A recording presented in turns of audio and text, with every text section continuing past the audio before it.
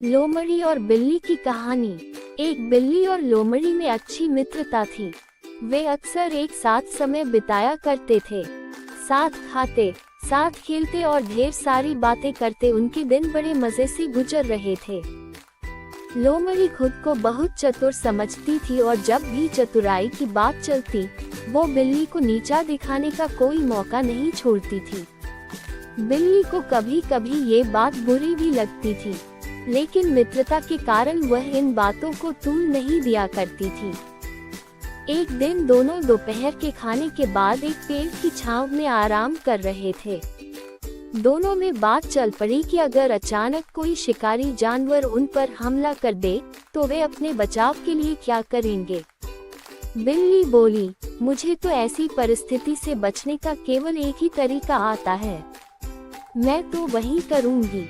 ये सुनकर लोमड़ी हंस पड़ी और कहने लगी, बस एक ही तरीका? अरे बिल्ली रानी, एक तरीके से तुम शिकारी जानवरों से कैसे बचोगी? मुझे देखो, मुझे तो उनसे बचने के हजारों तरीके आते हैं। तुम कहो तो तुम्हें भी एक दो तरीके बता दूं। बिल्ली बोली, नहीं, ज्यादा तरीके जानकार मैं क्या करूंगी। जो मुझे आता है वो अब तक कारगर सिद्ध हुआ है, मैं उससे ही अपना बचाव कर लूंगी। हाँ, वैसे भी तुम्हें वे सब तरीके सीखने में कठिनाई होगी, आखिर जो कम है। कहकर लोमड़ी हंसने लगी। बिल्ली को बात बुरी लगी।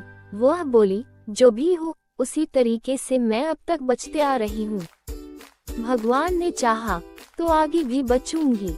तभी उन्होंने देखा कि एक शिकारी कुत्ता उनकी ओर दौड़ता हुआ आ रहा है। दोनों डर गए और सोचने लगे कि अगर उन्होंने फौरन अपना बचाव नहीं किया तो शिकारी कुत्ता उन्हें चीर फाड़ कर रख देगा। बिल्ली को तो ऐसी परिस्थिति में बचाव का एक ही तरीका आता था और उसने वही तरीका अपनाया।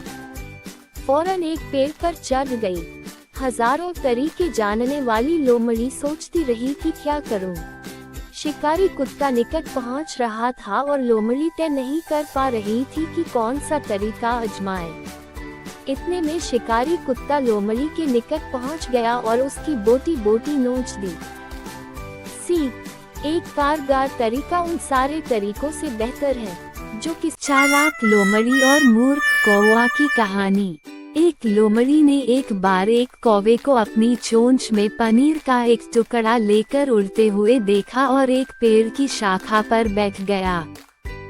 यह मेरे लिए है, क्योंकि मैं एक लोमड़ी हूँ, मास्टर रेनार्ड ने कहा और वह पेड़ के नीचे तक चला गया। शुभ दिन, मालकिन क्रो, वह रोया। आज आप कितने अच्छे दिख रहे हैं, आपके पंख कितने चमकदार हैं, आपकी आंखें कितनी चमकीली हैं। मुझे यकीन है कि आपकी आवाज अन्य पक्षियों की आवाज से बेहतर होनी चाहिए, जैसे आपकी आकृति है। मुझे आपका एक गीत सुनने दीजिए ताकि मैं आपका स्वागत कर सकूं, पक्षियों की रानी। कौवे ने अपना सिर उठाया और कांव कांव करना शुरू कर दिया, लेकिन जैसे ही उसने अपना मुंह खोला, पनीर का टुकड़ा जमीन पर गिर गया, जिसे मास्टर फॉक्स ने उठा लिया।